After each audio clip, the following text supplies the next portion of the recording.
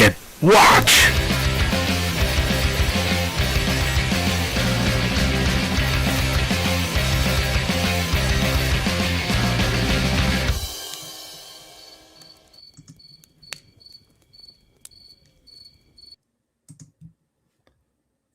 Hey, what's going on, everybody? Welcome to the second watch. We got DMScotty in the house. Thanks for everyone being here. I know we're supposed to have like apocalyptic weather this weekend, so we really appreciate everyone taking the time to hang out with us and chat with Scotty here. Scotty, thanks so much for being here. Oh, of course. Yeah. Thanks for having me back. I just want to say that this almost didn't happen. I might not have been the greatest communicator about this. So DMScotty, you're a great sport, and I can't thank you enough. No problem. So how's it been, man? The last time we talked to you, you were getting ready to release your horror supplement for Easy D6. Your playset. Yeah, that's right. And that's it is right. out now. And it is out. You can get it now. So that's the fourth book in the Easy D6 series. Awesome. And is it I know you have something sci-fi planned after this. So Easy D6 lives on. It's gonna keep moving. I'm actually using Easy D6 in a campaign. Although for some silly reason I thought I needed to create I needed to tinker with things, and the deeper we get into it, I realized I didn't need to tinker with anything. I just I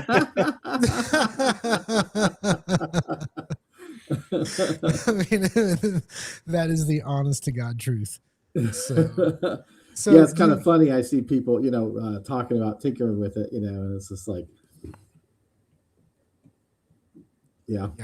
Yeah, no. Well, it's a pretty I mean, it's pretty straightforward, right? And like the fact that you've been able to make all these different supplements for different types of adventures. I mean, just goes to show you the versatility of the system. Like when I met Gary, he was talking a lot about Easy D6, and his campaign that he's running right now is the first time I've really been able to sit down and really play with it, and we're having a lot of fun with it. Absolutely a lot of fun with the system. But I after you were here the first time, I put on my little to-do list, little calendar, like pick up Dreadful Doomscapes, because I do like a good horror supplement, a good horror game. And what we talked about when you were first here, and what I've gotten to see with Gary's game got me really interested in what Dreadful Doomscapes can do. So I'm really happy that I picked it up. I'm actually trying to get the link. I should have had this ready to go. The drive-through RPG links. It'll be in the chat box, but or the video description below. But everyone should check it out. I just think it's a great, like, it'll be great for your Halloween one shots. And if you're into like horror gaming campaigns, because there's two different versions of the game contained in that supplement, so you can actually you can do the horror scenario, or you can do these dreadboard hunters, which are hunting down all kinds of nasty things. It's really cool. It's very versatile. So for folks that weren't here last time, DMScotty, if you wouldn't mind, can you just kind of start with where everybody gets to be a victim, and just kind of run us through that? I'm more prone to like the Dreadborn heroes. I like my Buffy and all that kind of stuff. Matt is more on the horror side of things. Yes. Very much so. He doesn't want any heroes. He wants victims. I like victims. Yes. Yeah. Right. So, let us, for those folks who aren't familiar, let them know what we're talking about. Yeah. So when I made Wasted World, the whole book is about the Wasted World, that particular setting, and I call those play sets. So for the horror book, I have two play sets. One is Everyday Nightmares, where you play a normal person kind of caught up in a horror movie, and the other one is Dreadborn Hunters, where you're actually hunting the monsters. And the two are very different because The Dreadborn Hunters, you're more like heroic. So you have the standard kind of karma with these D6. You have the hero die. But for the everyday nightmares, you have a different mechanic called stress, and you can modify your rolls by stress, like karma. But every third one, you take a strike because you're stressing out. Your character's stressing out, so you can actually kill yourself by stressing out, getting eaten by a monster. Well, it adds to the tension of the game, which I really like. It does. Oh yeah. And the flip of fate is great too, because in normal heroic sets, you kind of like that granularity of the D6. But in horror movies, if you think about it, characters either get super lucky and survive something on an encounter, or they die horribly, right? Right. So I wanted to make the hero die kind of an on-off kind of thing. Like you just either get really lucky, or you just it's over. You know, you're done. You know. So that was kind of the idea behind the flip of fate, which I call it. And so the hero die for the everyday nightmares. You know, the thing with the stress is that you can, if I'm watching I'm thinking of like Friday the 13th, like there's always that moment, oh, he's gonna get her, oh, she got the door open, right? And then you know there's all these moments where, oh, you should have got, but you didn't, and that really adds to that feel, the way that mechanic works, because in the end they should all die if you're really doing it wrong. Oh, totally. Yeah. Well, it's nice too, because it doesn't take away players' agency, right? They have a choice. Do they take the stress to improve their die roll, or do they just stick with the die roll? You know what I mean? And but it's limited too, because like you said, you take too much stress, you're getting a strike, and the 3 strikes and you're out. So one of the things I really like, let me kind of preface this a little bit, and I'm sure you can kind of know where I'm coming from here. Horror gaming is hard, right? Like you were all sitting at a table. We got our Cheetos, we got our soft drinks. For those of us who are we're having a little older, we have an adult beverage, right?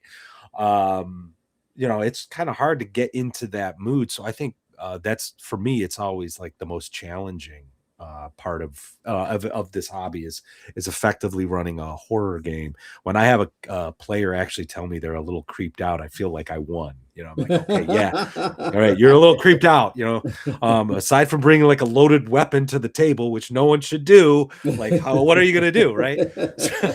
Right. And what I like about this, about Dreadful Doomscapes, is you actually have, it's more than just a game. You have some practical advice in here. And so I wanted to ask you, like, out of this section called the Vault of Secrets, like, if you could give advice to someone who wants to run a horror one shot or even a horror campaign, like using the Dreadborn Hunters, like, what would that be? What would you recommend to an aspiring game master with your system to run it? Oh yeah. You know, I think people maybe put too much on themselves for, like, you know, or chastise themselves for being maybe not a good horror game master, right? But you know, you're really never going to scare them at the table, right? I mean, we know we're sitting at a table, we know we're pretending and all that kind of thing, and I think the best you're going to get is just kind of creep them out, right? Yeah. You know, like, just you know, draw them into the horror, you know, give them things that creep them out. I even like to do this in my normal games. Like, even when I play fantasy games and kind of stuff, I always have creepy stuff in there, weird or creepy stuff. And I also have humor. I like humor, you know, as well as in horror games too, because it breaks the tension, for one thing, and it's just it's just fun. So the players don't realize that they always have to be totally deadly serious, right? Right. You know what I'm saying? Because I'll laugh out loud, you know, at things in the game. which sounds weird for a horror game, but Oh, they'll go right back to the horrible description or whatever. well, it's kind of like when you're watching the slasher flicks, the first Friday the 13th, right, was kind of like, whoa, like groundbreaking. People like, oh my God, they're actually making movies like this. But by the 10th Friday the 13th, you're really not watching for whatever horrific artistry is happening. It's more like kind of laughing alongside the spectacle of it all, I think. And I think that's what you can do with some horror games for sure. And some of the sessions. What I wanted to know, because and truth be told, like I read through the PDF that I picked up, but as Gary rightfully pointed out, I'm an Everyday Nightmares guy, so I'm like really focusing on that. But where did the idea of the skull come from? I think that was such a neat little thing to hand the skull over to a player. And yeah. It initially came from when I was playtesting EZD6. Oh, really? Yeah. Because and that's how I initially played. It was always the players would go first, and then I would go last. But the skull was a great way to track the players, and it also gave everybody a chance to be first and a chance to go last, right? As the skull went around. So it felt to me more fair than random dice rolls, because you could just have a crappy night and you're always going last, right? Sure, yeah. But with the skull going around and first and last person, everybody's going to be first at some point and everybody's going to be last, right? But in the original game, I decided I liked that the players could pick, go in the order they wanted to. But with larger games that I like to play with Everyday Nightmares, it's a great tracking tool, right? Because sometimes I'll have up to 8 or 10 players or whatever. And like, that's a great way to keep track of, because it's just it's chaos if you don't have some kind of order. Yeah. But if you have 4 to 6 players, you can do that. You can just let them jump in whatever they want and take initiative and share it with each other.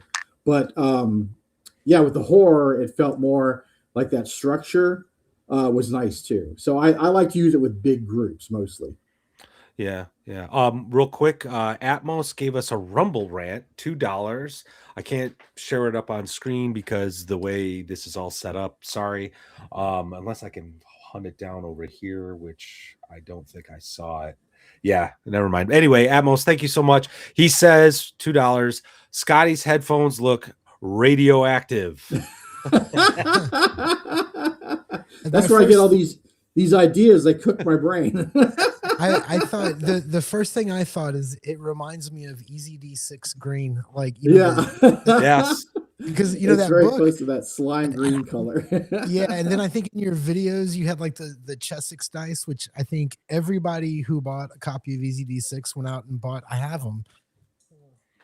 Awesome. Yeah, those toxic dice. Yeah. Yep. So anyway, with the horror thing, what I find, we've had this conversation so many times about how to make games scary, and it comes up, it comes up in a lot in conversation.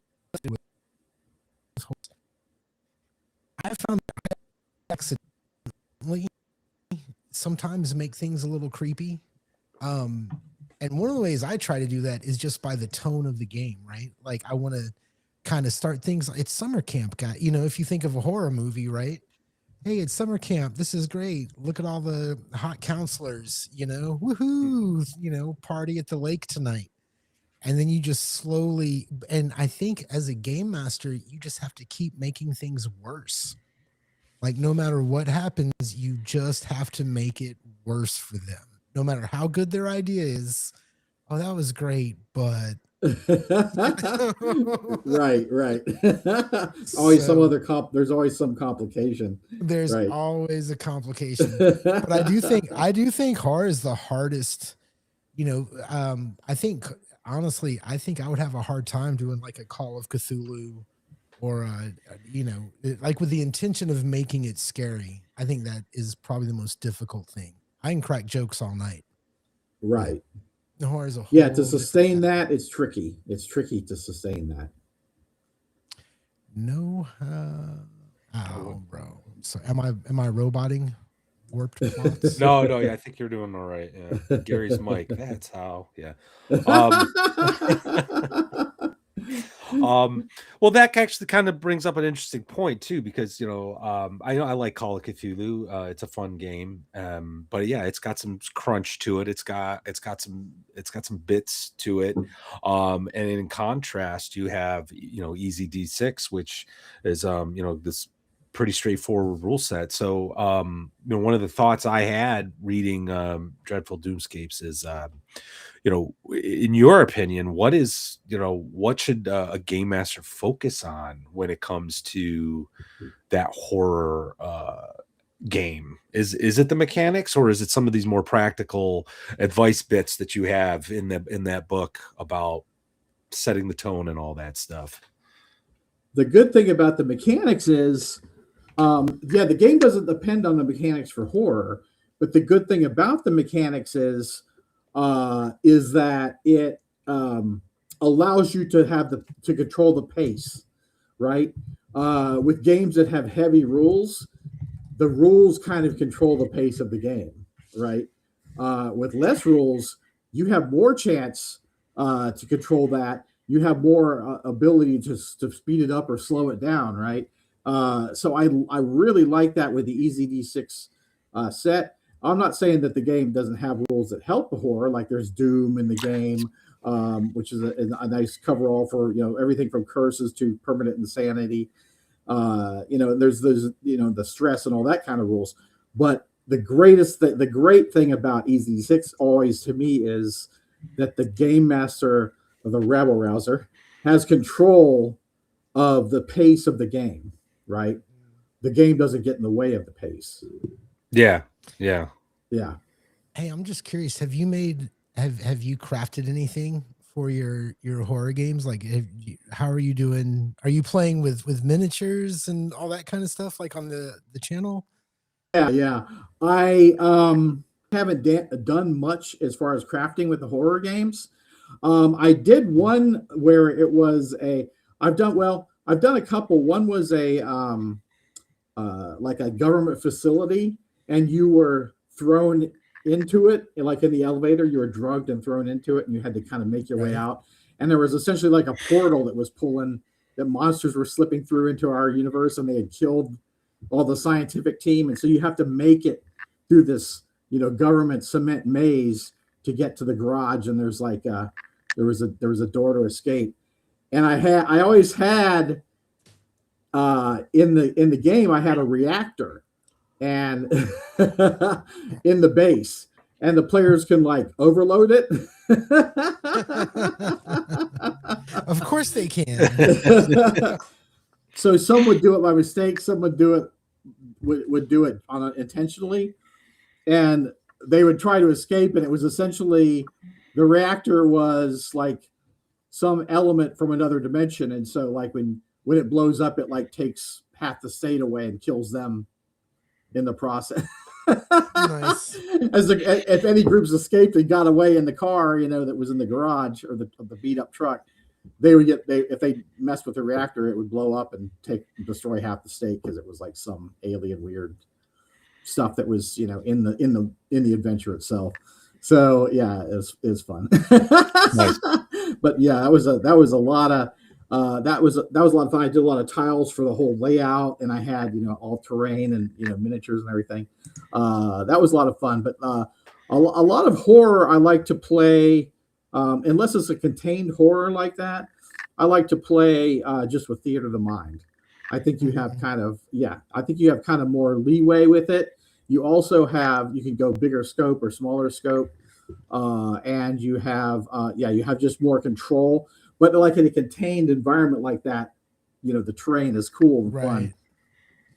No, it's the Easy D6 game I'm running now is like a 1970s sort of cult, low level magic kind of grimy, although we've only played a few times and they've just, I don't even know if, spoiler to my players, they stumbled upon like a piece of it. They stumbled upon the thing that opens it all up. You know what I mean? But I don't think they've realized it yet.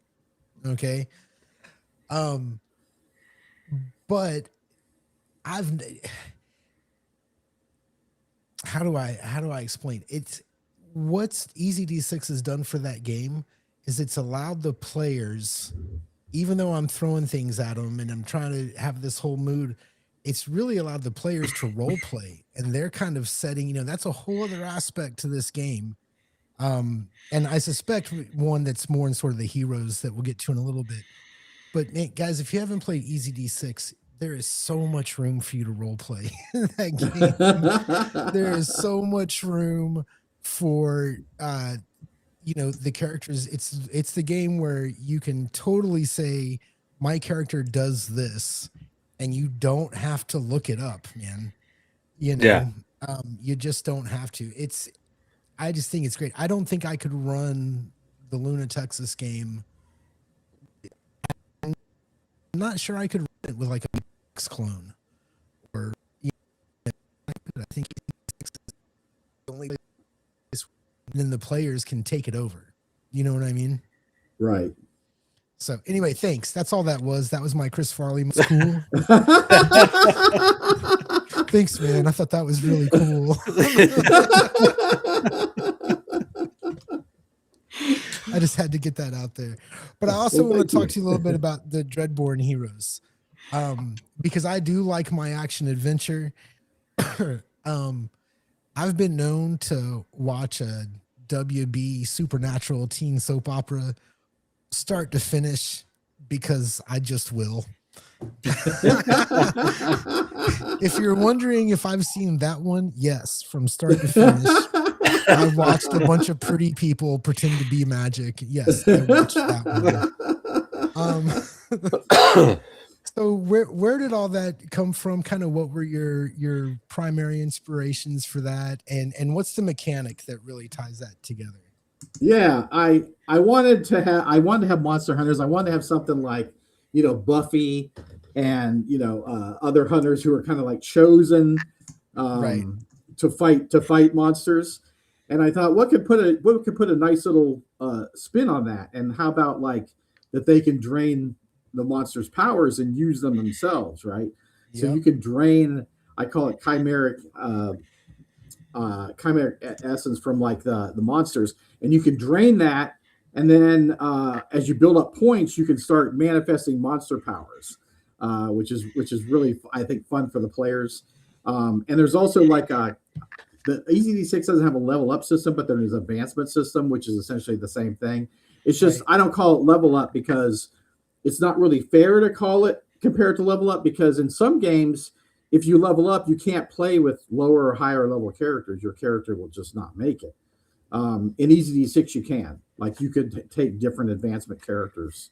You can have a brand new character with a character who's advanced, 5 or 6 times or whatever, and still the character that's advanced is going to be a little better, but it doesn't mean that the character that's just starting won't do fine, right? Which is kind of rare in most games. But it works, totally works in Easy D6. So that's why I called it advancement. But I also was inspired by a game called Rippers, which was it was a game that was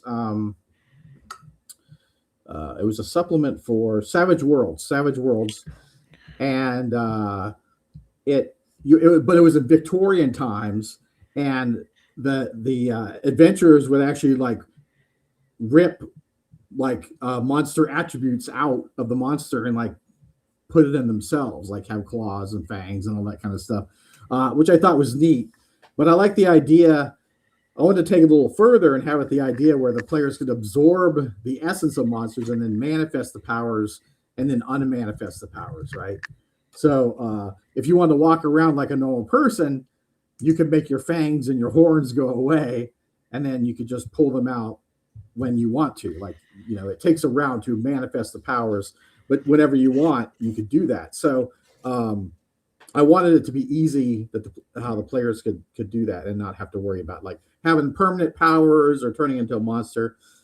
Now, the system of Doom in the game, if you max out your Doom, you end up turning into a permanent monster. So your character could turn over to the rabble rouser. Yeah, I like that section actually. That's the intention. Yeah. Yeah, because at the end it's like I think the paragraph is something to the effect of if you're playing Everyday Nightmares, your character's probably dead. If you're playing Dreadborn Hunters, you got to hand the character over to the rabble rouser, make a new one. That's kind of the first thing that when I was reading the Dreadborn or like going through it today, of all the play sets, I think that's the one that I feel like has the most potential for like long term play. Oh, totally. Oh, yeah. You know what I mean? I'm keeping my fingers crossed for the sci-fi thing that I'm gonna get some answers on later on tonight. I know you're working on it. I think that's, but the fantasy thing, the early one, it's kind of fun to play all the different characters. Like every time I've played it, people are kind of mixing and matching, and so it's a very loose game. And if you get, whatever, we'll play it again. That's great. But reading Dreadborn, I was like, this is like, and also Wasted World, I guess. But I really like the supernatural stuff. So, to me, that's the one that has the most potential for like a really good campaign that can go for a while. So I love it, man. I love it. Well, thank you. Yeah, I was running my home group, kind of a mini campaign with it, and they had a lot of fun with the Dreadborn. Yeah. There is part of me that wishes I wouldn't have started the Luna campaign until I had your book. Oh yeah. I might not have messed with, although it does work a little differently. I would have had to tinker with a couple things. You know what I mean? Yeah. Oh yeah. But I still kind of wish I would have had it. Well, it's funny. Right. Reading Dreadborn Hunters, I was thinking to myself the exact same thing. I'm like, why Gary should just use this? But anyway, we'll talk. We'll talk. Yeah. Well, we Gary mentioned, he likes watching teen shows where they have magic. But kind of going back to Everyday Nightmares, though, like what kind of? I mean, you mentioned you like horror. Like what movies really like influenced the design of that side of this supplement? Oh yeah, just kind of every horror movie I've ever seen.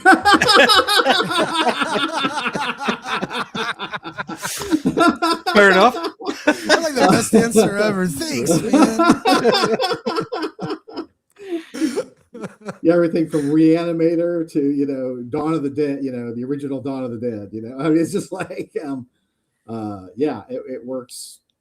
It works with, and you can really emulate any of those kind of movies. It's just so easy. And it has an adventure in the book where you go out. I don't want to ruin it, but you go out. You're like campers, and you go out in the wilderness, and there's a ranger, and there's supposed to be meteorite shower, and of course, something happens with the meteorite shower, and then it starts hitting the fan. And that game, I've had so much fun with that scenario because getting players to turn on their friends, is always fun. And it's like when it hits the fan, it just goes full crazy. It's awesome. It's so fun, and then people are dying left and right, and it's great. Well, and that I think is gonna make. I really think that's gonna be like the ultimate Halloween. Halloween one shot. I was curious, because I haven't read it in detail. Is it possible to turn your victims into heroes? Could you make that? Oh, switch? right. Like you had survivors? No. I mean, you could play the same person, and you could use the advancement rules if you wanted, but really, Everyday Nightmares is intended for like mostly one shots because it's really dead. It's really deadly. Yeah. No, it is. It really is. You could do maybe a couple campaign, like 2 or 3 games, maybe. But Like, it's not really intended for like a long-term campaign. yeah, it'd be like you have like the one player character that maybe survived. So you do like a Right. follow-up. It'd be like Friday the Exactly. 13th part 2, Right. Return to Camp Crystal Lake, whatever. Scream Yeah. 45. Yeah. Yeah. Yeah. Yeah. Oh, well, that's great. All right, so real quick, what is your favorite supernatural teen drama that was on TV? Come on. Oh, definitely Buffy. It was so good, right? Anyway. Yeah. I'm like the only one who never got into Buffy. Oh yeah. It was so bad. I remember making fun of it when the show started. And at the time I was living with someone, and she loved it, and I would make fun of it, and I would sit down to make fun of it with her, like the first few episodes.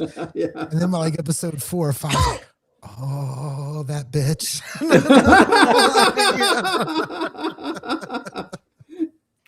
Yeah, it stuck up on you. It definitely stuck up on you. It stuck up. And I'll watch things that I know are bad, but for some, like, I'm not gonna lie, a lot of people loved it.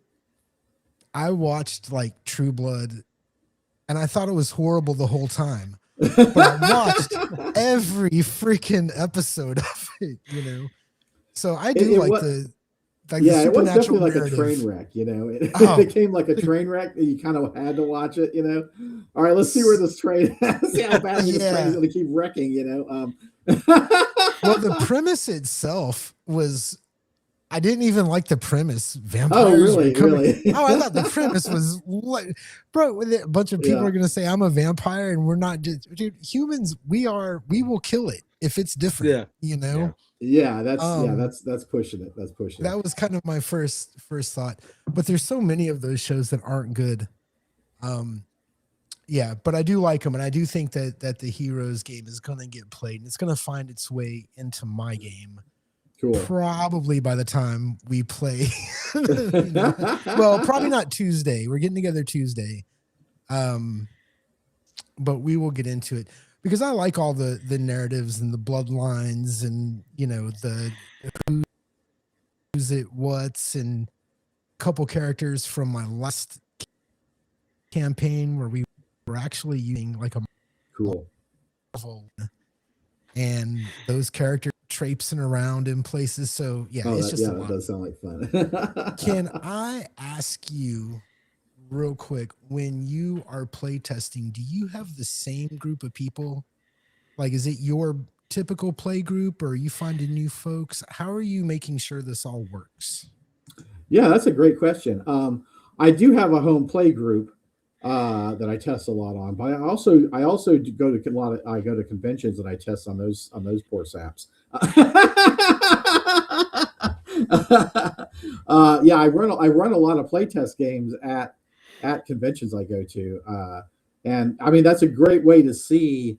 I think if you run with the same people, it can kind of lull you into a sense of a certain security, and then when you play with somebody who's not like that, it can blindside you, Mm-hmm.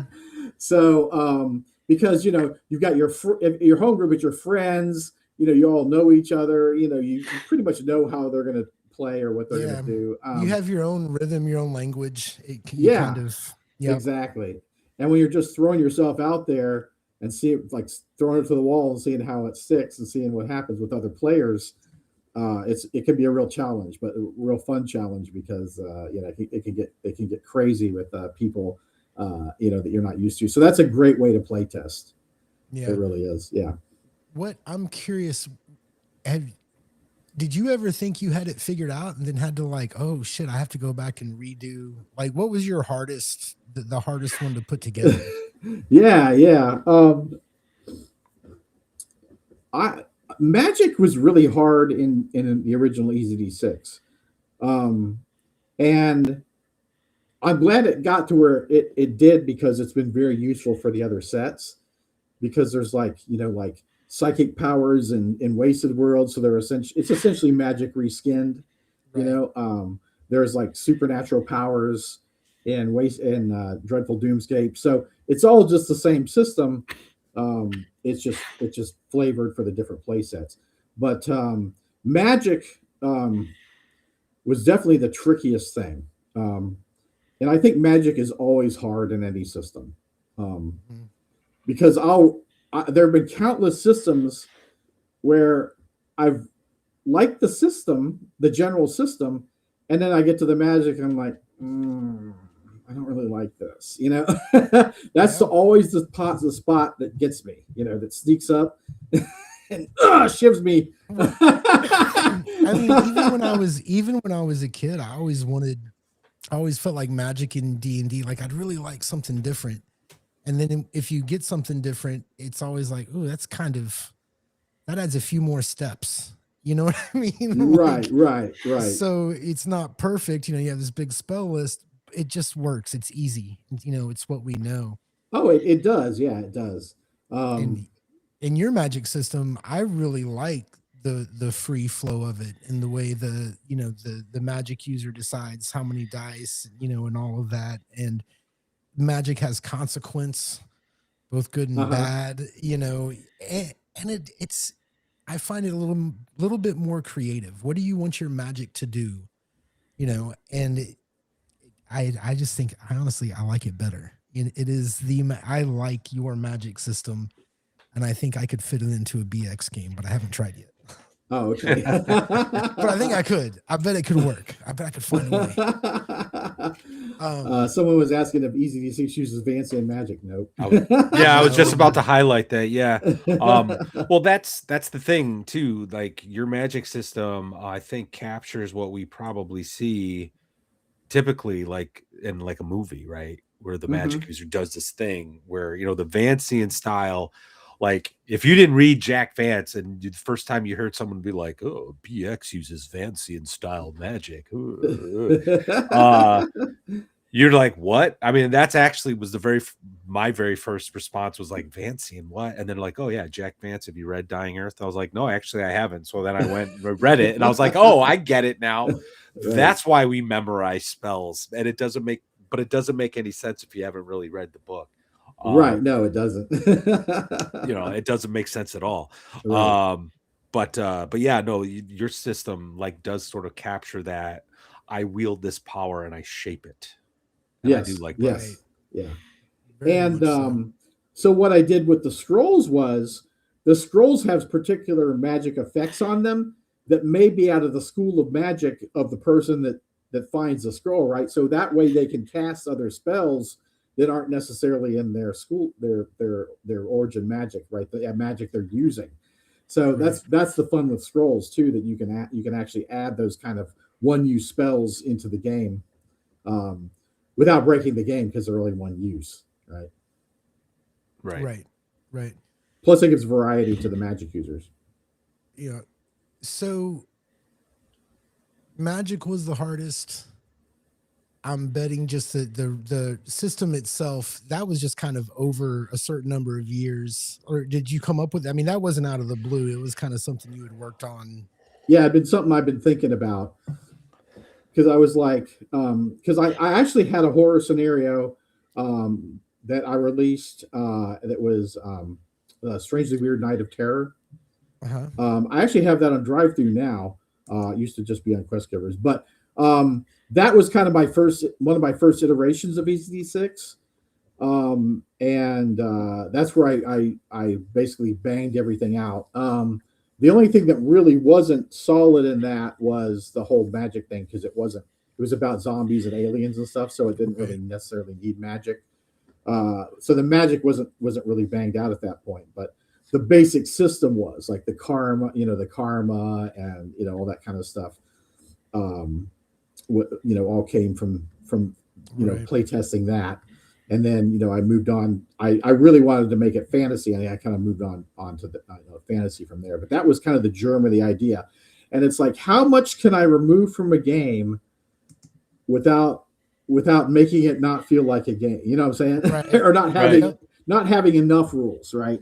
My main thinking was when I made ECD6 was all these other stats. It's like, do I really need all the other stats, right? because almost every game has stats for your character. Mhm. ECD6 does not. It has boons. So if Right, you're a right. strong character, you have a boon to your strength. You don't have like a strength +2, right? Whatever Right. that you add to your roll. You just add a boon, and then you don't worry about the other stuff.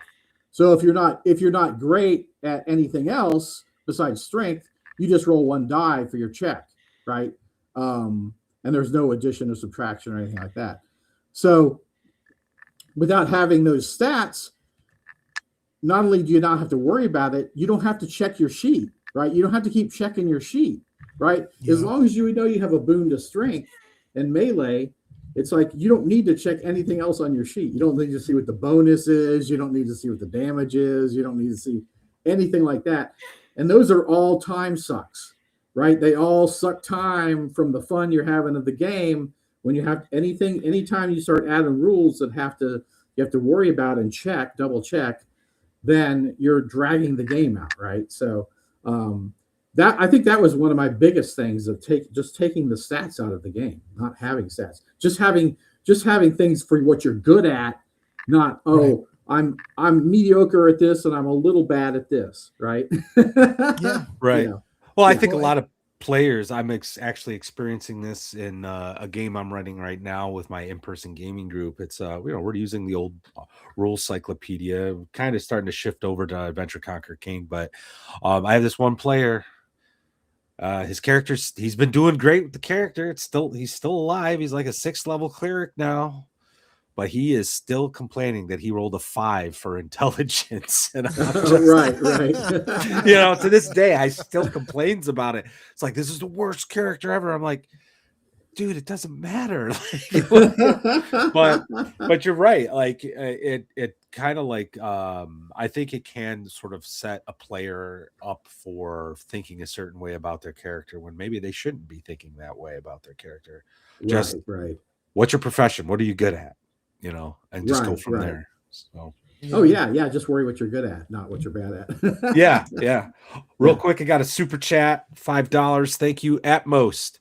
Fun fact: the first Final Fantasy game on the NES uses Vancian magic. Is it? I remember playing the heck out of that game. I never played Final Fantasy anything. I know I had to purchase my spells, and then once I purchased them, I could cast them. And you had a certain number of spells per level per day. So it was kind of Vancian, I guess. Yeah, basically. Yeah. Yeah. Okay. I had to walk my way through that memory. Okay. It's been that long. We're old. Excuse me. I saw somebody up there talking about Game Boy Advanced. It's like, oh my God. Can't imagine handing my kids a Game Boy. Anyway, yeah, I remember playing them on the Commodore 64. Oh, there you go. The games. Dude, swapping those discs. You don't know how many nights we all have to, if we want to go from the living room to the kitchen, how many nights we have to walk around the 7-year-old in underwear and VR goggles, right? Like doing shit in the living room. At least they're getting exercise. The boy has like an 8-pack, but it's almost like, God, if I would have done that in my parents' living room or in my grandparents' living room or something, they'd have chased me out of that. Get that off of your head. Yeah. Oh yeah. Go play a Game Boy. So things have gotten crazy. Well, Scotty, I keep waiting to do this, but I'm really curious because my favorite genre of almost anything is sci-fi. And I know that coming down the pipe, you've got some sci-fi stuff coming, or I've heard you talk about it. Is it coming? Are you working on it? I am working on it. Yeah. What do you need? I basically have the play sets finished, all 3 play sets. It's just I have to just write the rest of the book, right? I have to write everything to connect it together. But yeah, I'm going to go for 3 play sets in one book, so it should be interesting. Oh wow! But the thing that kind of ties the ideas of the play sets together is ship assignments. So not necessarily the ship you're assigned to, but what you are on the ship. So think of the ships. You got the captain, you got the first officer or the second. You got the engineer, you got the helmsman or the pilot, you got maybe the security person. So or the mercenary. So a lot of all the sets have those that you choose something like that. You choose a rank, right? And then most all the play sets have a captain, but if no one chooses the captain, it would kind of be the next person, the next rank down would be the captain. That's it works really well with those play sets because they all have that in common. All the play sets I do have that in common because I've got the Cosmic Commandos where it's like you're the pulp hero guys. I've got the Star Trek like set, and I've got which is so fun. It's so fun. Yeah. And I've got the Fixers, which are like a dystopian future kind of thing. So you said dystopian. Max Yeah, said, sorry. dark, good. miserable people doing miserable things. That's my kind of game. That's how I like to have fun. Well, I was just gonna say, one of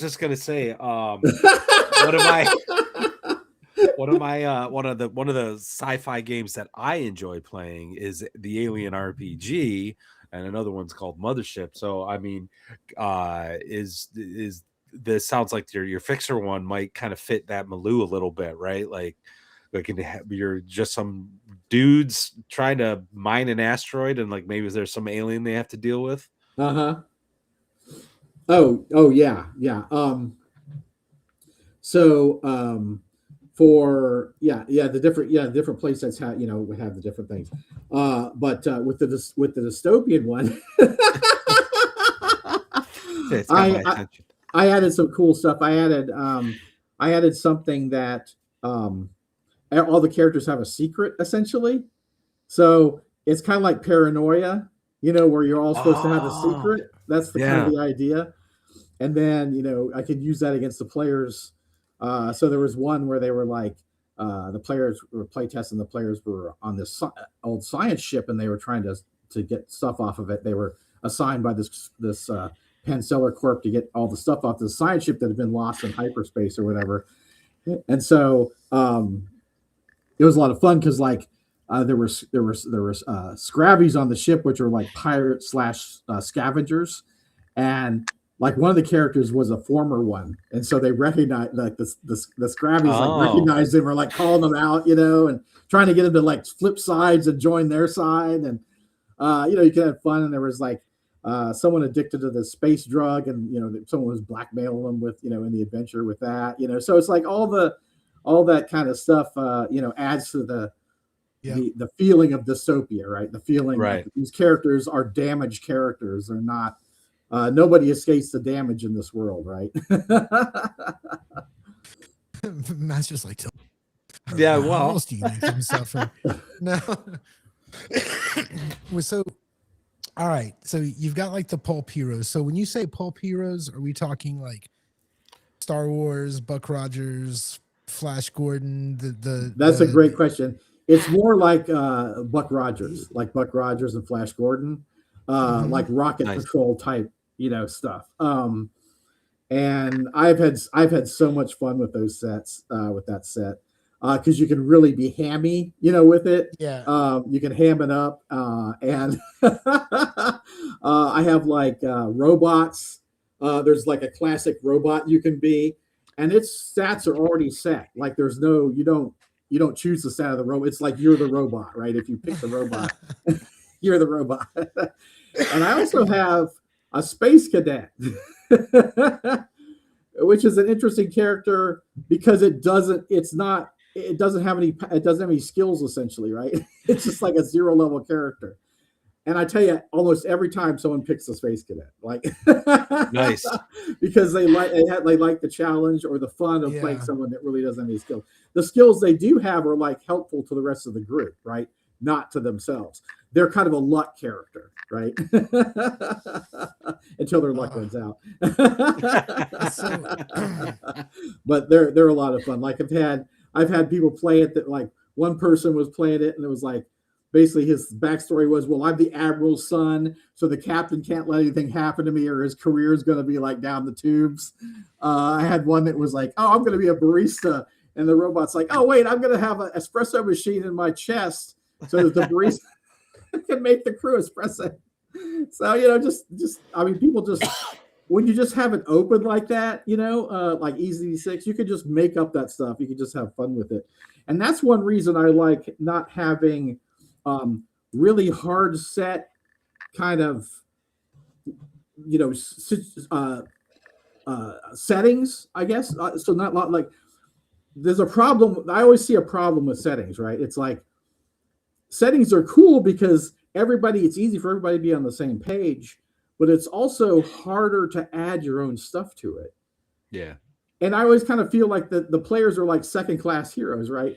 Oh, we're playing in Sherwood Forest, and there's Robin Hood and his merry men, but we're Dan and his bandits. You know what I'm saying? It's like you're never the heroes, right? Right. You're always second class heroes. But if you're playing in your kind of own loose world, then you can add stuff to it. For example, the Star Trek set, what I did is like, here are the truths of the Star Trek set, right? There's basically a United Federation of Planets type thing. There's the Space Force, which is like, the Starfleet, all those kind of things are defined, including the main enemy, which is not like any enemy from Star Trek. But because I want to have a unique and different one, a different kind of than just like, oh, here's the Klingons, right? Right. The Klingdons or whatever. I didn't want to do that. So I made an enemy that's like pretty cool. They like wear power suits, and no one knows what they look like. They've never seen them. And if they ever get killed, the power suits implode and destroy the physical remains. So no one has ever seen the enemy, right? They don't know what they look like. Cool. Yeah, so pretty neat. And they have power suits. But basically that's what I did. So I set out, here's the truths of this setting, and now everything else is open. Like, you make it up, right? You can make up whatever you want. Where that just feels weird when you're in a certain setting. I really think I feel constrained by that setting, right? So it's kind of a double-edged sword.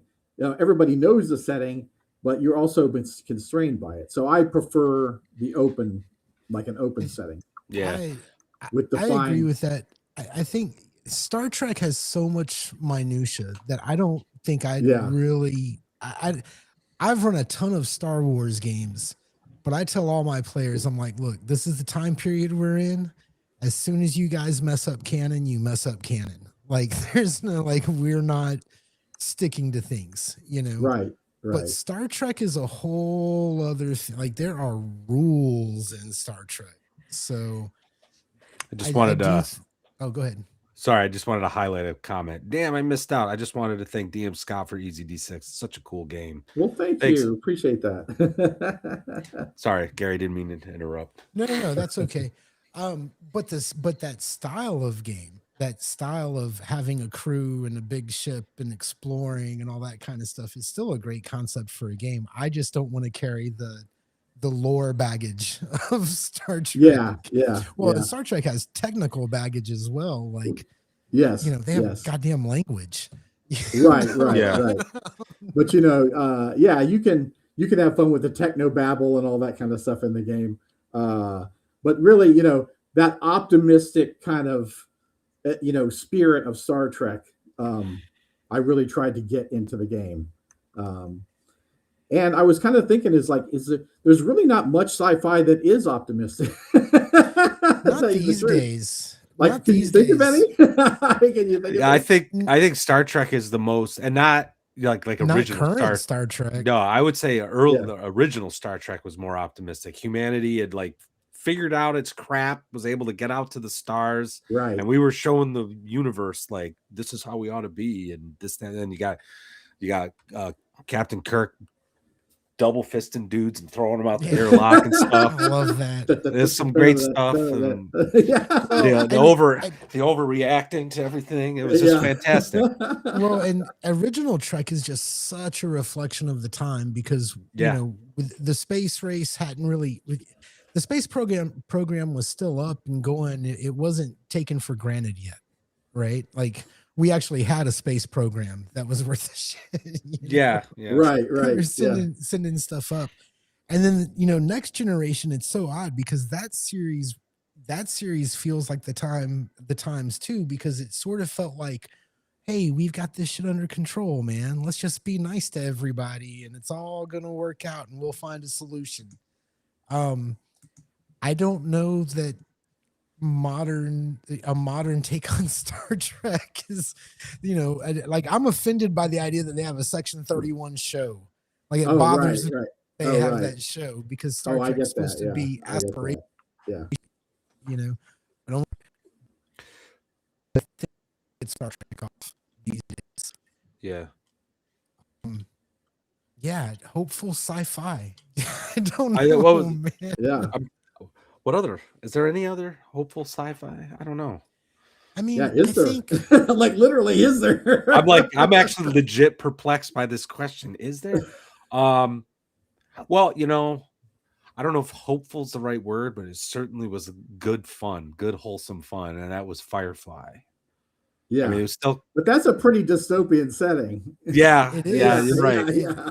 It is, but you know, I think most genre fiction. I mean, even if you look at fantasy, it's all post-apocalyptic in a sense, right? Yeah. Something bad always happened a few years ago. Right. Yeah. And even Star Trek has a post-apocalyptic events that happened to the Earth. So, yeah, absolutely. Yeah.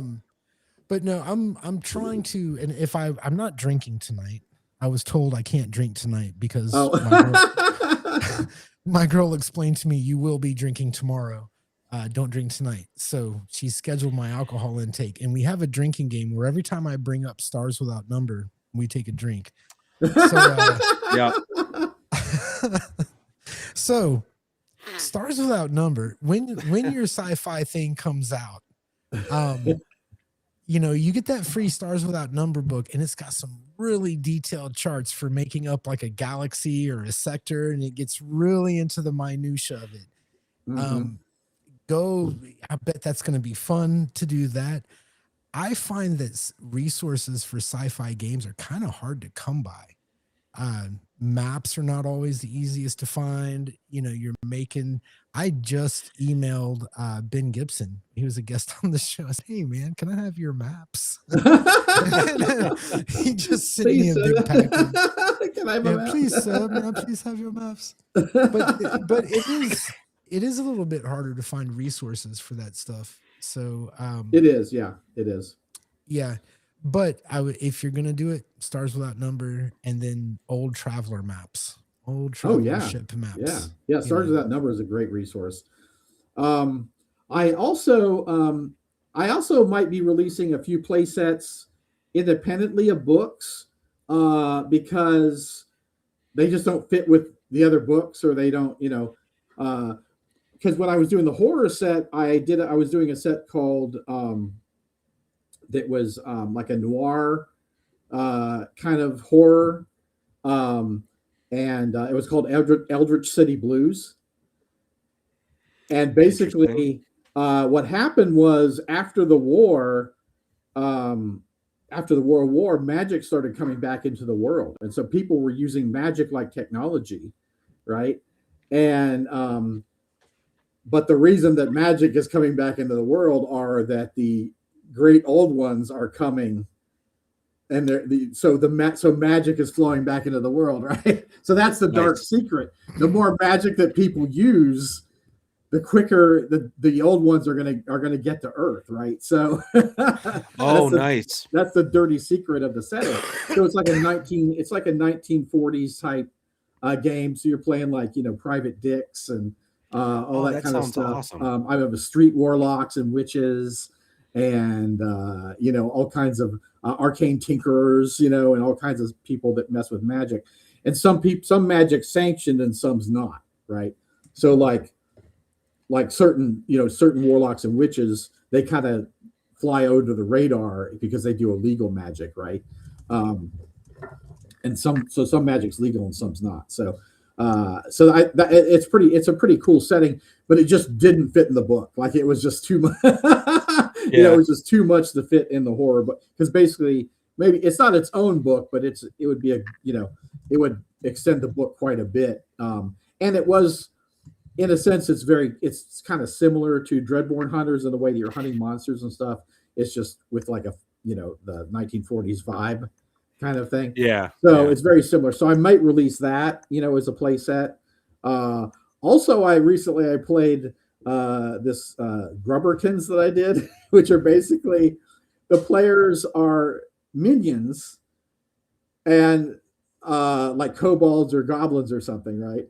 And you set up some outlandish scenario and they go get murdered and killed and everything, because they only start with one strike. So if they fail their armor save or their avoidance save or miraculous save, they're dead.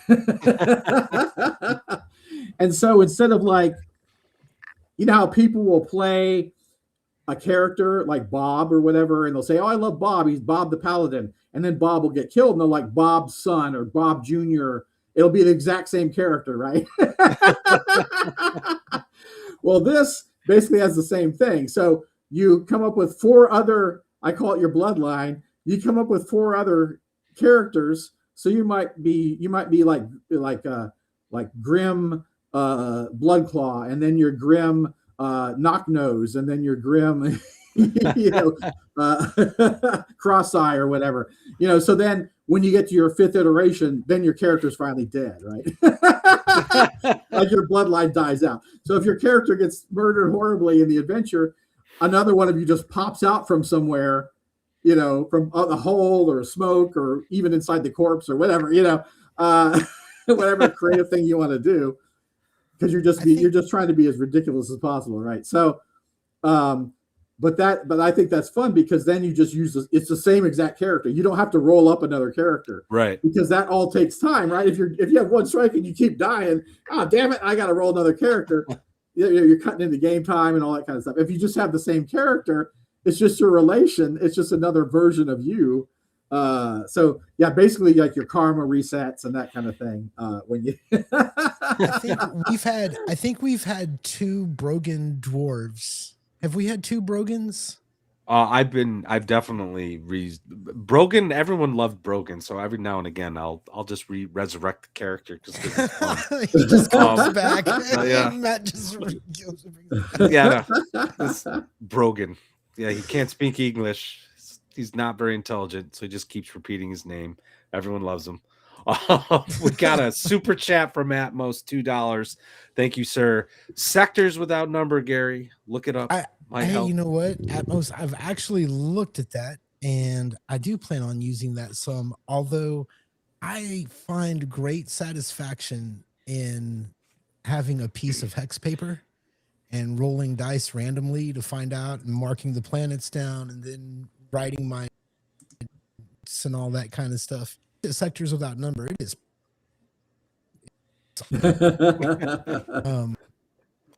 all that stuff for you, and I kind of like doing it myself. Like that's the way I get to that's the way I get to play the game when there are no players around.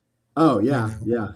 So, but I will say one thing, Atmos, I found a character creator called Freebooter, and it's for Stars Without Number, and it does drink, and it does characters and ships. So if you haven't seen that yet, go check that out. Oh, cool. Yeah, neat. Yeah, neat. So that's pretty cool. It doesn't do ship maps though. I haven't found anything that will actually I haven't found anything that will do a map. And for some reason, I've been real self-conscious about getting graph paper and like doing a ship, because I feel like it's going to look like something I did in 4th grade. You know what I mean? It's going to be so bad. Yeah.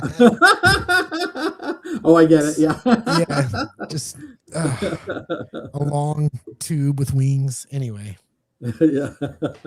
So, there's a free program called Inkscape where you can draw vector graphics with it.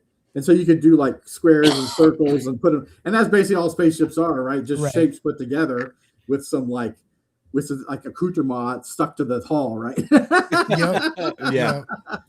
So I like to use Inkscape for stuff like that because it's just so easy. Just put some shapes together till you get something you like. Yeah. Pretty much. Pick a letter, use the shape. Yeah. That's kind of the way it works. Oh, so we were talking about Star Trek. So one thing that when I was thinking about this, well, I call it Star Voyagers right now, but which is just kind of the working title. But for the Star Voyagers, one problem I have with Star Trek is it's a great setting, but there's too many NPCs, right? Because your players are just like 4 or 5, 6 people on a ship of hundreds, right? Right. And so you got to play all these NPCs, right? Which can definitely give you the feel of Star Trek, but I feel it can also take away from the player's time if you're having to interact with all these NPCs. So what I did was for the Star Voyagers was that they're on a scout ship instead of a starship, okay? And the scout ship has a track drive, which is transdimensional refracted accelerated centrifuge, and the track drive is a jump drive, so it can respond quickly to places in the galaxy. So it's a scout ship, and it's built. The ship is built around the drive, so the tolerances of the ship can take the stresses of the drive. A normal starship couldn't take the stress. So that gets me out of having a giant starship with a bunch of characters. It gets me down to like the macro level as far as having a crew. But then you got another problem, right? You don't want characters to have to stay up on the ship. You want everybody to go away on the landing party, right? Right. So I have robots. I have robots on the ship that are under the command of the prime computer. The prime computer is the AI computer of the ship, but it's always under the command of the biological crew, right? So the captain or whatever rank commands the computer, and the computer runs all the robot crew while the regular crew is away. So they can all beam down. The regular crew can all beam down and have their away admission, whereas the ship takes care of itself and contacts you if there's any issues or problems. So I found that worked really well. It just gets rid of all the NPCs, right? Yeah.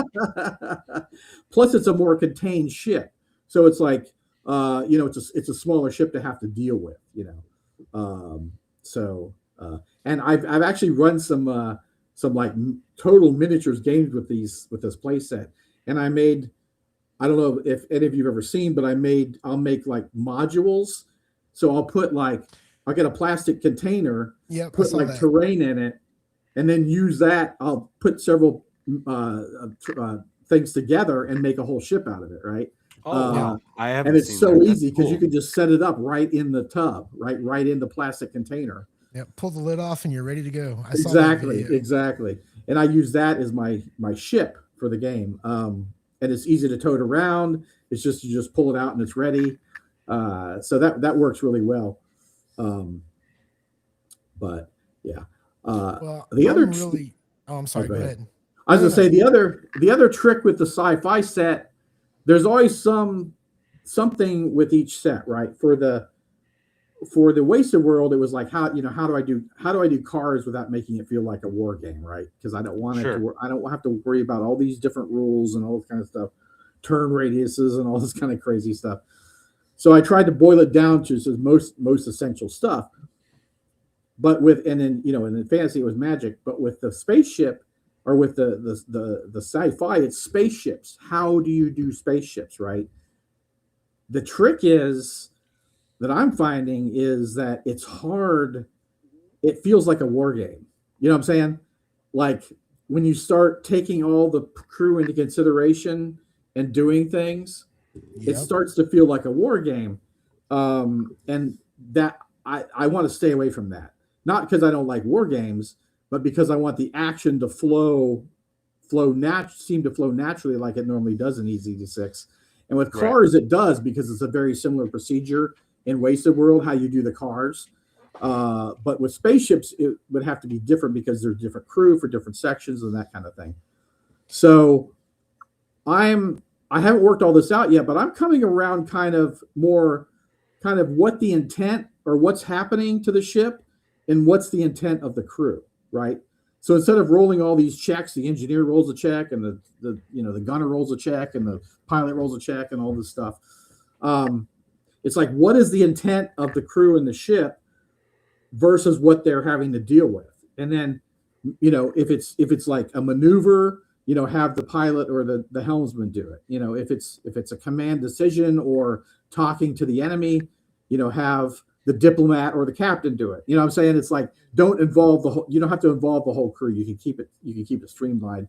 And also, I don't like the idea of like a player's ship just being a bag of hit points or strikes, because it's where they live, right? Yeah, absolutely. Gary's brought that. It's their ship. Yeah. If you blow it up, what I'm saying? If you blow it up, it's like it almost feels unfair, because it's like, where do they go? They don't have anywhere to go. Like if your car gets blown up, you get another one, right? Yeah, are you like leaning into maybe the ship is more of a narrative device? Yes, it's more like, so instead of getting blown up, it just gets damaged, which creates a new adventure for the player. Yes, exactly. So try to fail forward as opposed to blow up, right?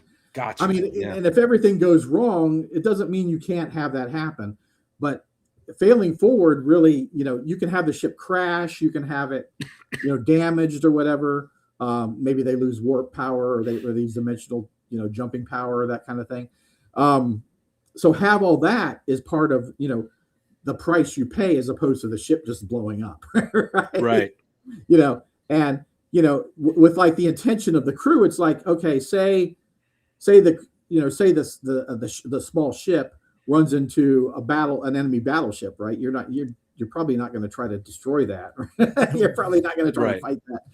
So, and if you do, that's the players take that on. If they do, right? If you get destroyed, then that they should know that's that could be the consequence, right? I think, especially for like low level sci-fi games, your big ships are pretty much set pieces. Yes, exactly. Exactly. They are more of a set piece. Now, there's a couple games that I think did the commander role really well, where you're commanding your big ship and there's fighters. There's one game I'm thinking of that I think did that real well, but it's a very rules ticky-tacky kind of game. It's not an easy D6 thing.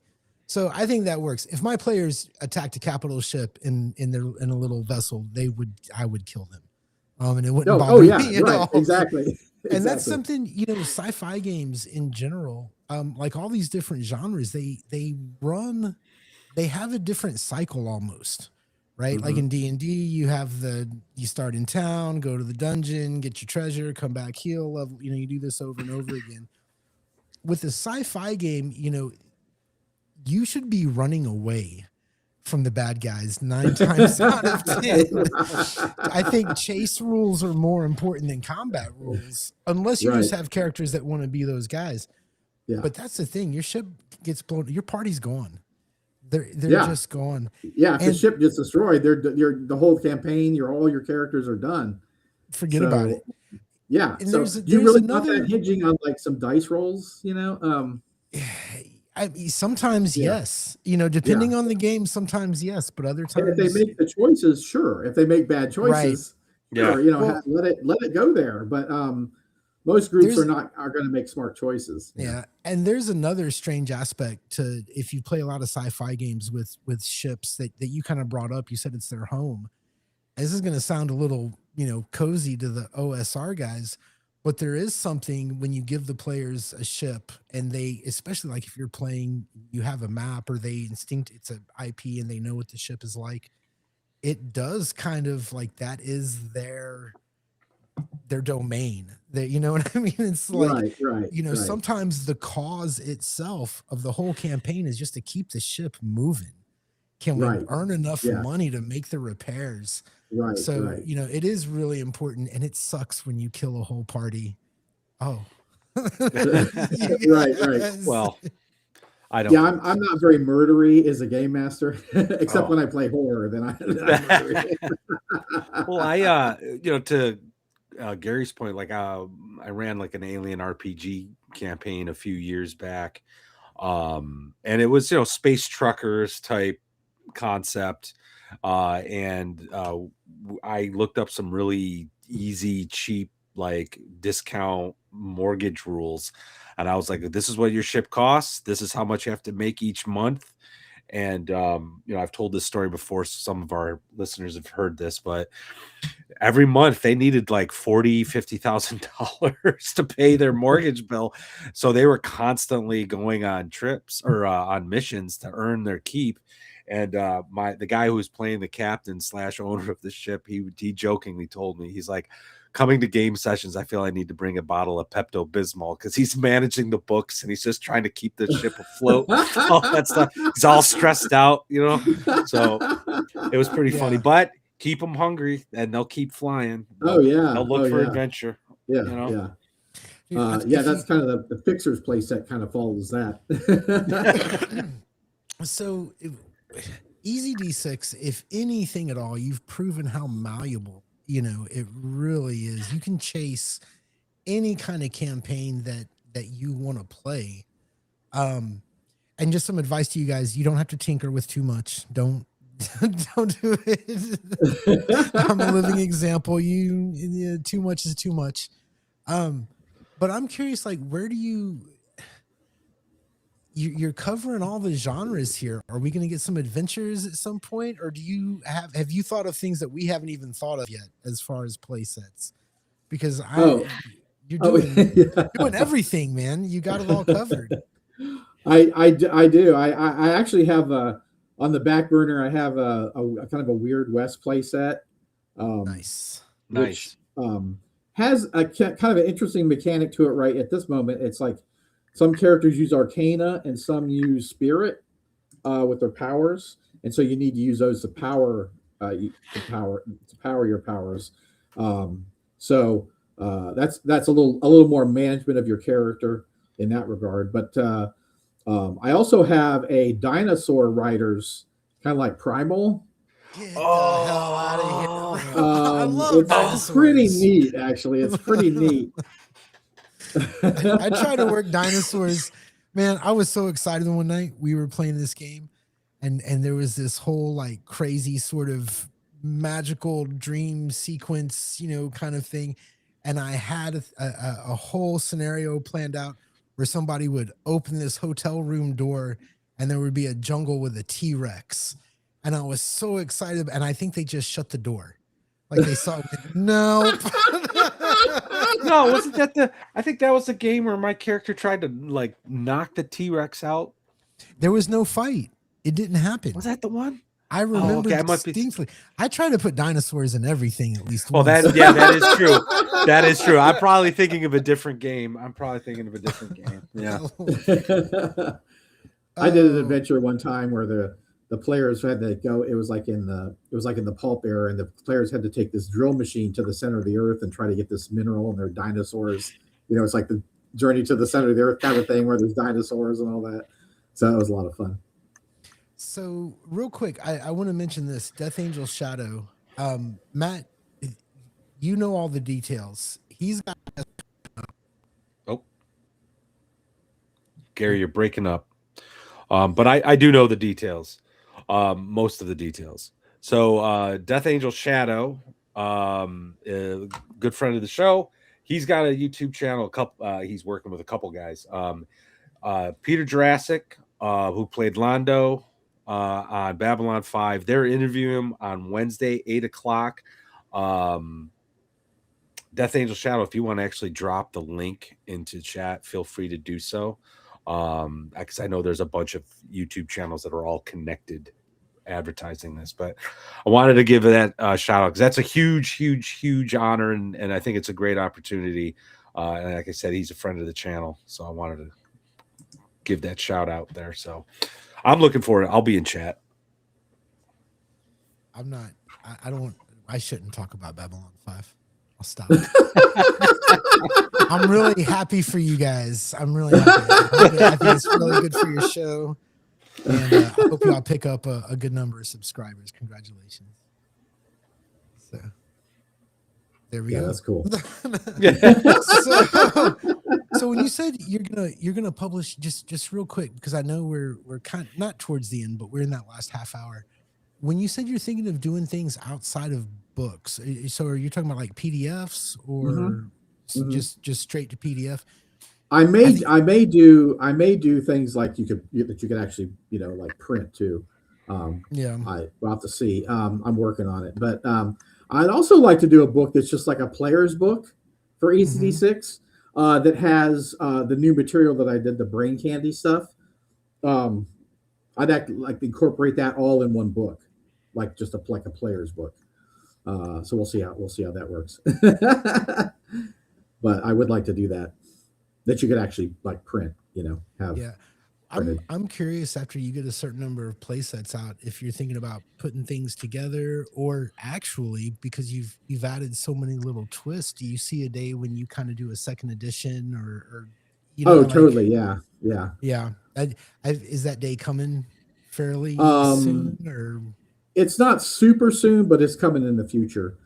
I definitely want to. I think one of the criticisms about the book is like I'm kind of sloppy with the terminology in the book, and so it's geared towards more experience. Can be geared to more experienced role right? players, and some new ones might get confused by the terminology because I'll say one thing and then say another.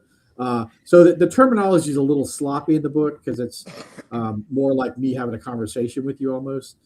So I'd like to clean that. I think the other books have a better hold on that. So I'd like to clean that up a bit, particularly with the first book. I think that'd be one of the things, and then add all my other brain candy stuff to the book and more monsters, Yeah. uh, maybe some more advice and that kind of thing. So or some more tables to do Well, adventures.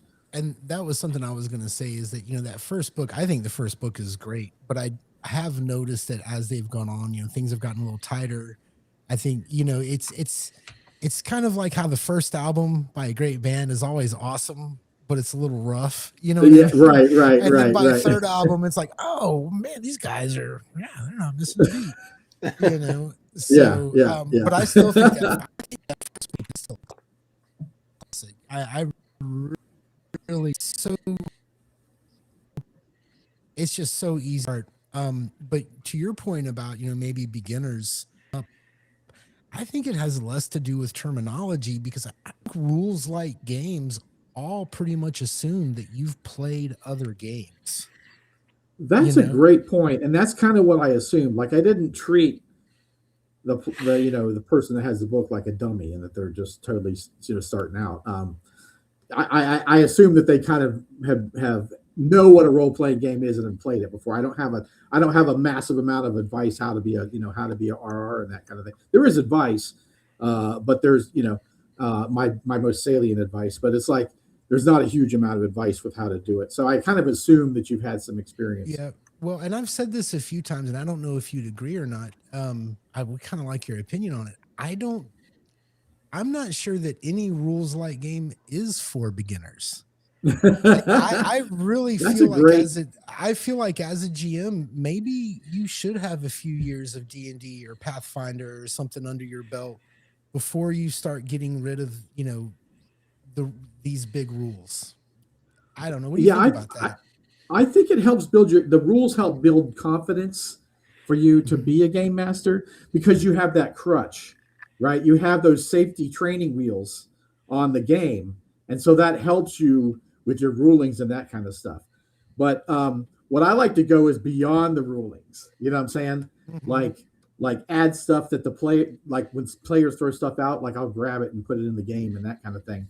And what I love about EZD6 is you don't have to worry about breaking the rules, right? Because it's like there's so little rules. They're Right. free. Yeah. If Yeah. somebody suddenly gets a power or something, you're not breaking it or cheating somebody else, right, out of a something. Um, if someone got exposed to something and they suddenly maybe they can detect magic items now or something or whatever. The other players won't necessarily feel cheated about that because wait, I'm supposed to be my ability to detect magic. You you took that away.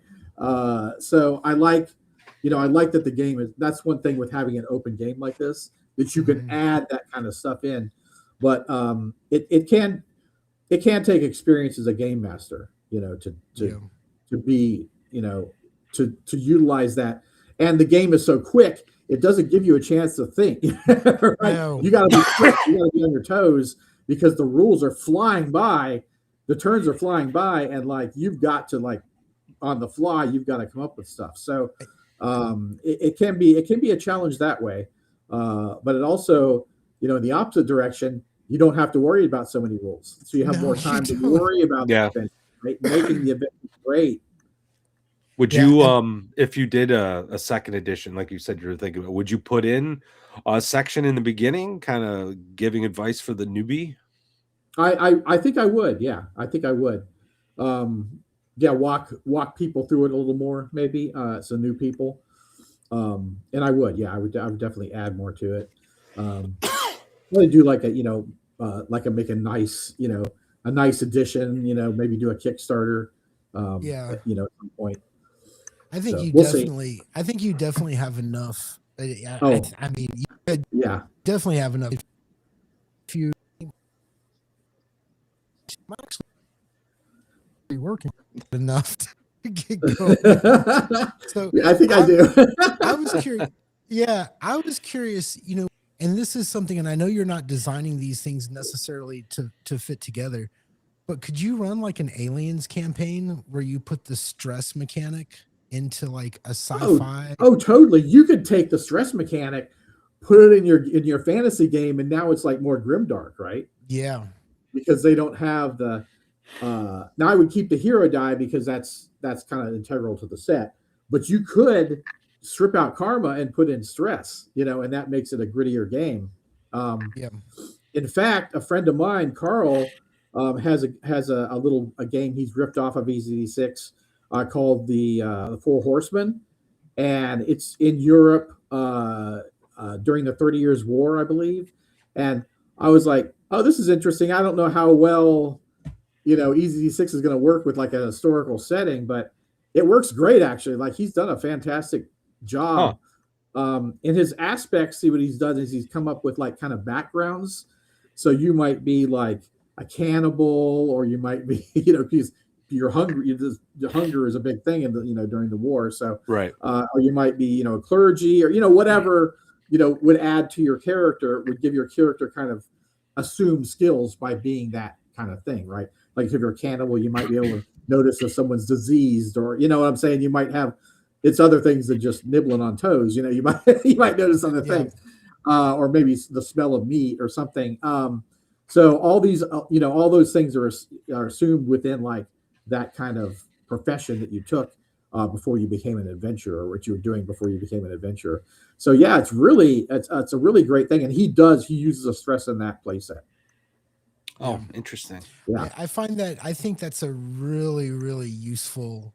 Like I just read that and I was like, man, I don't know why this isn't in like almost every game because it's ratcheting things up. That, you know, that yes, tension is the perfect name for it, because there's a mechanical tension, and I'm always real big on like, I don't want to tell players things. I really want the mechanics to reflect. And, you know, there's not a lot of rules in EZD6, but that core mechanic can cover, you know, pretty much anything. So totally. Anyway, I really like the stress mechanic. And I think that the reason I brought that up is because I think if you're going to do a second edition and run everything together, like that's just one of those things that it fits all the genres. Right. Does. Well, definitely kind of like what you said, as an option to make something a little bit more grimdark or something, ratchet up the level of difficulty a little bit. I could see using it for one session in a campaign, right? Like you're playing a regular sort of thing with karma and everything else, and then things get really dark, or you go to the whatever. Things the other side. They get sucked into some like dark dimension. Oh, right. To escape. And then karma, which is like kind of the gift of the gods or whatever, is no longer get it. Right? Yeah, they've been cut off. Yeah, you've been abandoned by the gods, sir. You are in the bad place. Yeah, so it's just that mechanic. I think, you know, it could make an Aliens game. It could make. I'm just positive about your game. I'm I'm gonna have another cry. Go on.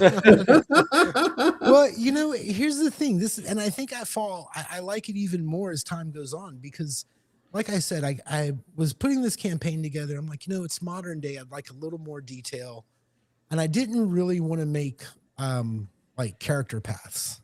I wanted it to be a little bit more open. So I said, okay, guys, it's the 70s. What job do you have? Do you have a specialty? Let's do a couple aspects. I didn't get real detailed into it, but then it didn't matter. It's fine. It's fine, but I didn't need to do that much. It's right. Just take it for what it is and it works. Do you have any advice for people who are wanting to make their own play set? And they're thinking about tinkering with the rules and thinking maybe they're going to go too far. Like, what is your advice to anybody? Right. I would definitely recommend play testing because I've had things that sound great on paper, and then they hit the table and it's like, well, that's way overpowered, or it doesn't work like I was thinking, or whatever. Definitely play test. And with the sets now, there's so many sets that it's a lot easier to kind of look at the inclinations and the powers and kind of stuff and kind of come up with your own, as far as that goes. That's a great starting place, to come up with your own. And shoot, I keep coming up with more, like with the space play sets, I have different, I came with one that's an expert where you can re-roll a 1 on your first set if you roll a 1. That kind of thing. So even me who plays, will get ideas to add other inclinations that weren't necessarily in there before. So, or fit like a particular play set. Like for the Star Trek set I have, I don't have a species that does the neck pinch. It's called the Nebulon nerve stun, and so you can buy that as an inclination. Nice. So there are several different nods of Star Trek, in the inclinations. Man, Matt, did you have a question? Actually, well, I guess going back to your your sci-fi thing, is there going to be aliens, or you did mention the guys in the suits, but is there going to be like a bestiary type alien thing that goes along with it, or? Oh yeah. I'll have monsters and stuff. I gotta have monsters. I love my creatures and monsters. I have a confession to make. The 2 different monsters that the players have faced in the campaign all come from your first book, like with one change. Oh, cool. Cool. Like, yeah. They don't look the same, but it was like, oh, I'm going to use this monster right here. We're just going to flip that around. They're really easy to do. Really easy to do with that. They are really easy to do. And I showed my game notes. The biggest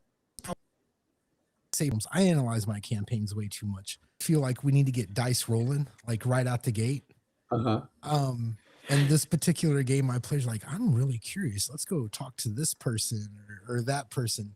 And so there's a lot of social roles. There's, you know what I mean? There's been a lot of talking and interrogation, I would say. It begins as talking, but then we have one character who turns it into an interrogation. Right. Do your players, when you play, are you guys like playing? Oh,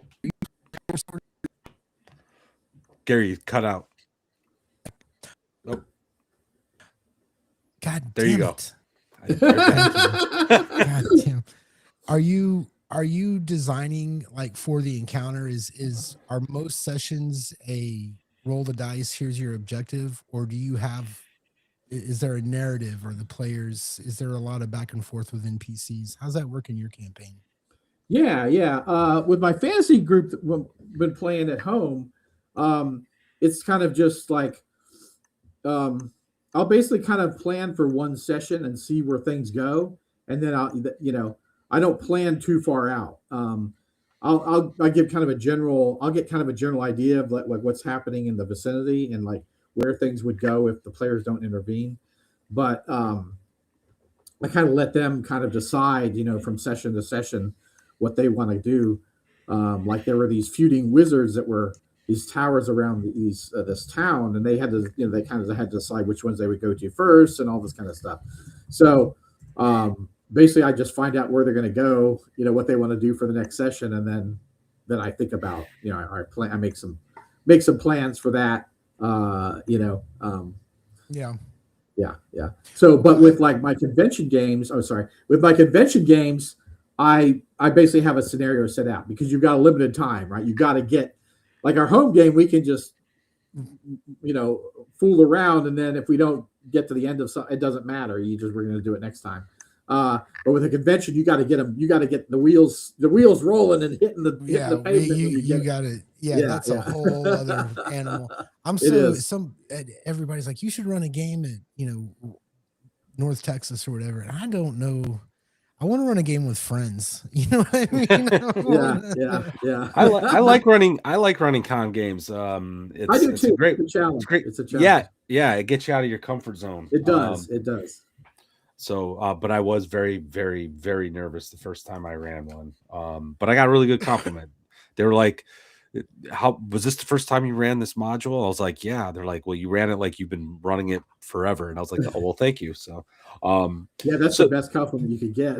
Yeah. Do you? I mean, this may sound like, you just mentioned that it's like a challenge. Do you? I mean, well, this may not be a great question, but like, do you look forward to the con games? Or is it like, do you look forward to the con games? Like, is this something that you like enjoy doing? Like, I do. I like the challenge. I like the challenge of a con game and keeping everybody entertained and, and on board, which EZD6 does help with. But yeah, if the system's good and you're not totally on, it's not going to work. I mean, because I think of it as like you're kind of the head of the party, right? If you're low energy and not into it, how are the players going to get into it, right? Right. Absolutely. But if you're really into it and engaged and on board, like you'll energize the players pretty quickly. Now, another thing I like to do in con games is I like to give people secret objectives. And that is very interesting. I did a con game with it was kind of play tests for the Dreadborn Hunters, but they were vampire hunters specifically. And there were a few more inclinations, but they couldn't do they couldn't absorb monster powers. It was basically they were just vampire hunters, and they had special gear and stuff, right? So I like giving people like secret objective. There was someone that was related to Mina Harker in it, Nice. And there was like a trader who was related to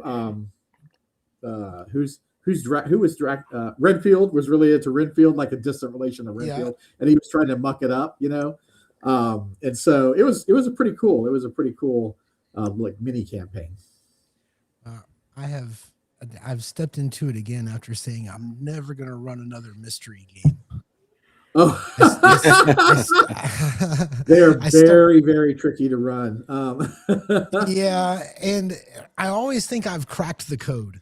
I got it this time. Yeah, and then like a player doesn't show up, or the players go left instead of right, and you're like, oh shit, man, what am I gonna do?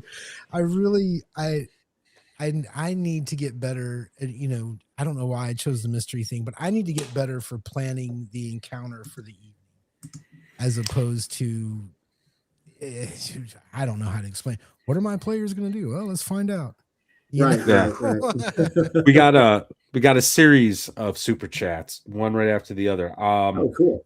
I'm going to actually hit the second one first because this was anticipating a question I have, bouncing off the convention game questions. Super chat, Death Angel Shadow, $2. Thank you, sir. What types of cons does Scotty like? Size, region? Well, I am on the East Coast, so kind of that area. There's a little con down in North Carolina called Mythicon. It used to be called Mace, and a lot of us crafters go there. It's just this little dinky convention. I always go there. So if you want to play with me, come to that convention. It's like super friendly, and that kind of thing. Great people, and the convention, the way it's set up, it's small enough that you can actually talk to people and you're not in everybody's way. You know what I'm saying? You can go off and play your own games or whatever. I love that convention, and I've been going there for years. But I was actually going out to yearly. I was going out to Utah. There was a week-long retreat, and I was running games for a week, which was really cool because most games you run, like you'll play it maybe a couple weeks, you'll play again. It's like what was happening in the game, Right. But when you run back, you can run back-to-back games and have like kind of a mini campaign, and everybody remembers what happened because it was just yesterday that you did this, right? Yep. And so it really has a lot of gravitas, right? Because you're in a secluded space, you're only thinking about games, you know what I'm saying? And everything was catered and everything, so fantastic. I'm going to be coming up here. I think it's in March. Let's see. I'm going to be at Green Dragon Fest, which is kind of a higher end kind of thing that Baron DeRop runs. And I do full terrain there. Wow. It's fantastic. It's like a mini fantasy village.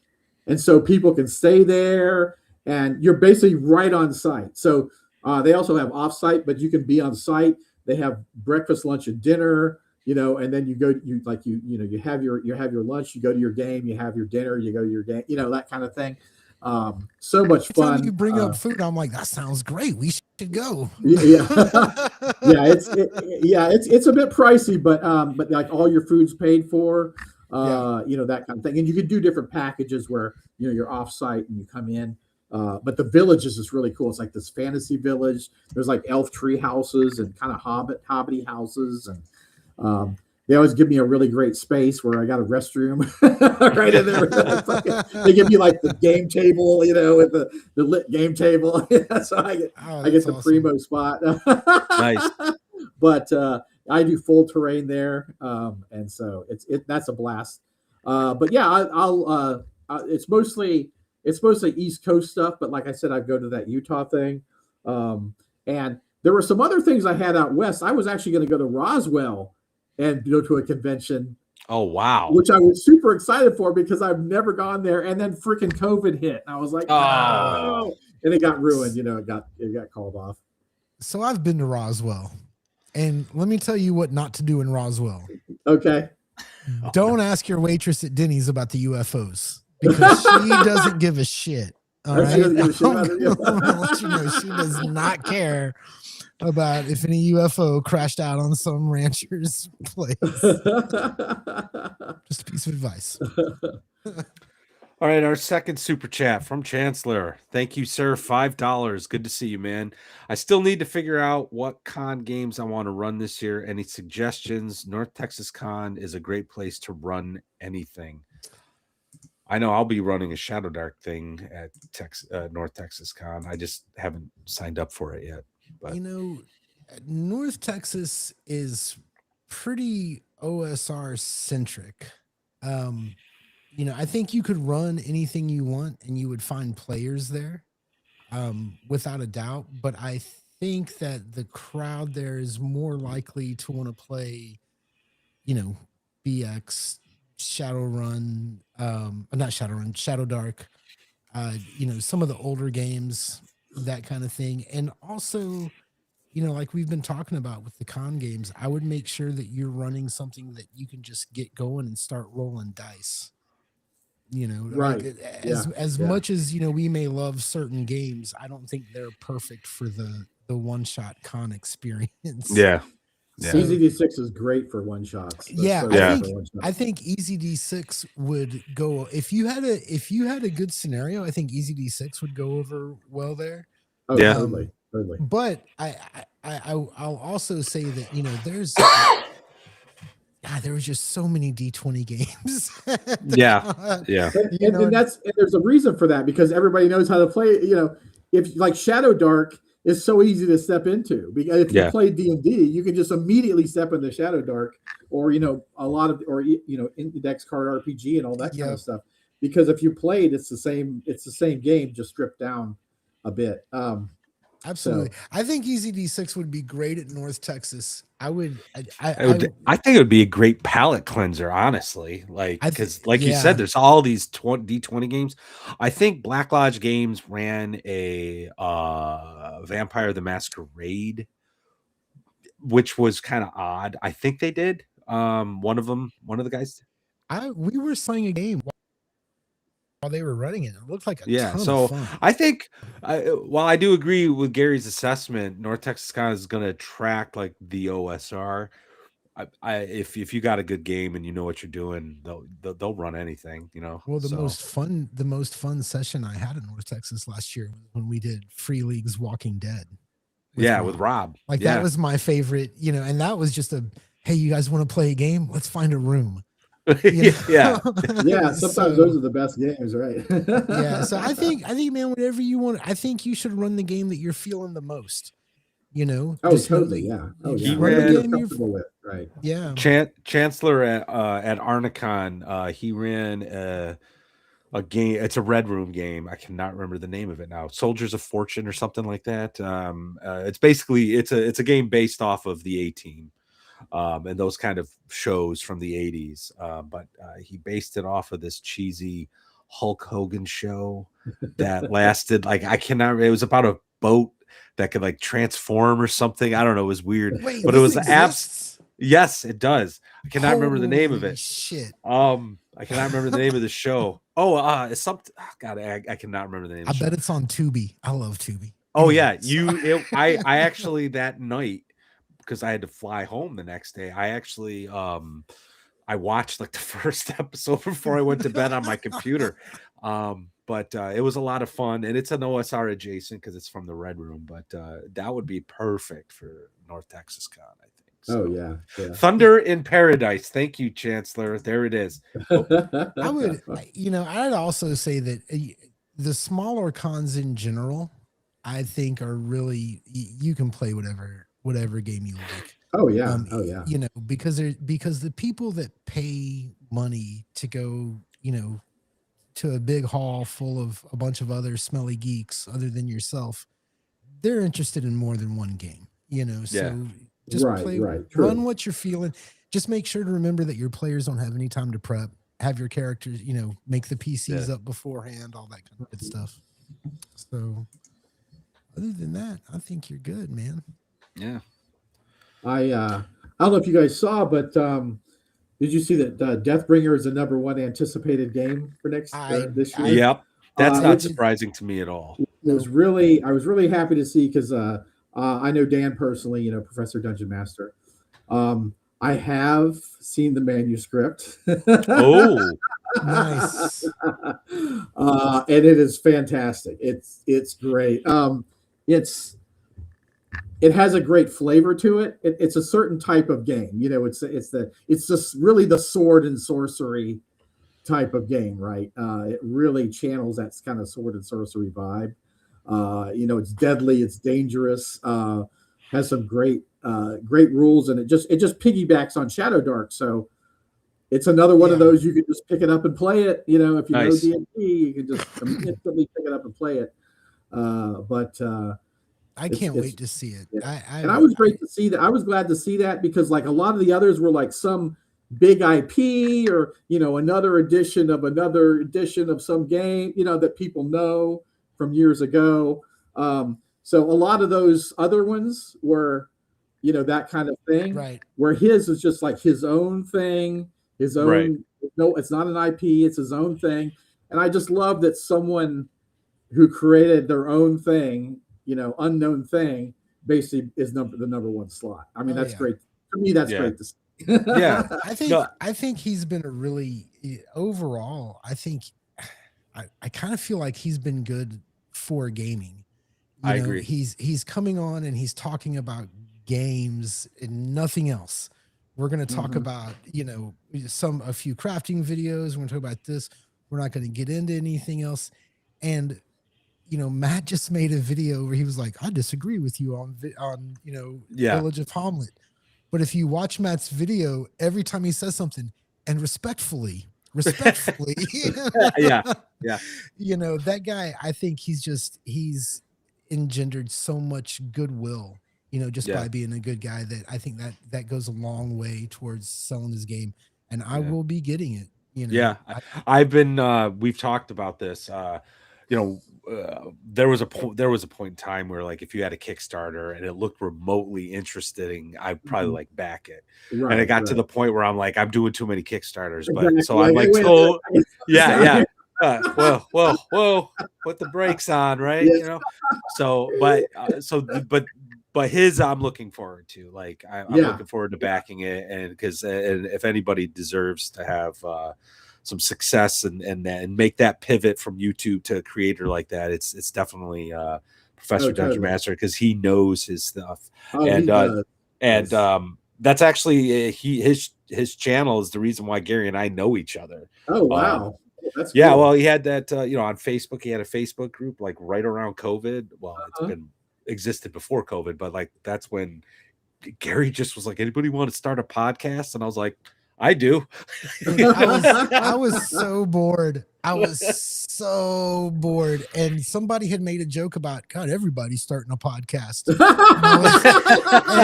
and I was like, fuck it, I'll start a podcast too. Like I was so bored that first, however long it was before I was able to get on the road again. It was my job. Like I was traveling every day. I was meeting new people and playing music and having drinks, and my life was a good old time back then.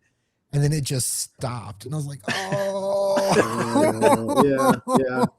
It was pretty big shock. Yeah, it was, and I think the podcast was like, I was just looking for anything to do that was different than what I was doing every single day, and it worked out so great. Me and Matt have been doing this a while now, and we go in cycles. Right now we're in an agreement phase. Yeah, like we're pretty much aligned on things.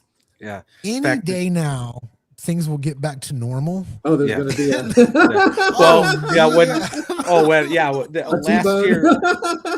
last year when we started when I started the second watch, because it's about a year at this point.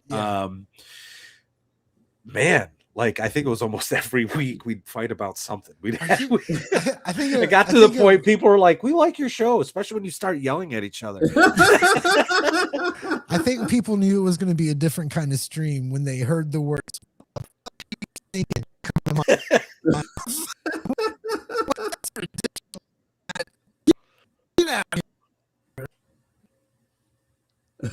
cut out a little bit. But I think that you were, it like censored you or something. But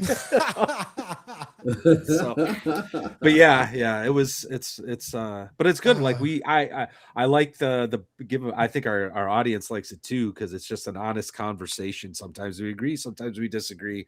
We're not gonna, and then we're back the next week. We're good. We may have got a little heated or whatever, but it's good. Like we learn game design, game master insights, all this stuff, talking to guys like you, other creators. So it's been fun year. And I'm really, DMScotty, thanks a lot for coming back. And like I said, confirmed. I'm sorry about that. But we've been so fortunate. And one of the things that I've learned about this is that the creators, at least, they're very approachable. Nobody has been. Oh yeah, totally. Yeah. Even I've had two guys turn me down. One was for an interview or for a conversation. I don't even consider this an interview. One of the guys was very curt, and I think he just doesn't like to be online. And the other guy was like, "You're on at what time?" No, he was like, at first he was like, yeah, I'll do it. And then he's like, "Wait, what time?" Nah. Yep. Get out of here.